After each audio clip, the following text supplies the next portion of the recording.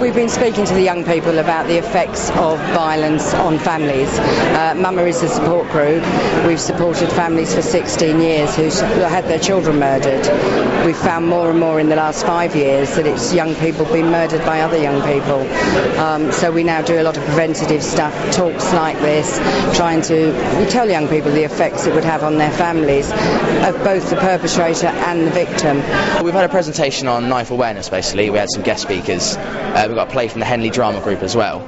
It's quite powerful stuff. I mean, normally we read about this stuff in the paper, and like Danielle said, it was just sort of brushed to the side. But when you see it firsthand, it's a bit, whoa, sort of a reality check in a way. It's quite scary stuff. The slideshows, it was actually really hard to look at. I mean, not just because there were stab wounds, but it was hard to look at these people who are stood around graves that you know are teenagers. And it's just really hits you very hard when you see people's grandmothers and parents crying at gravesites. When we talk to young people, they think carrying a knife will make them safe. What we try to show them, it's actually just the opposite. It can be turned against you and you can be the victim, or in a moment of madness you can use it and you become a murderer.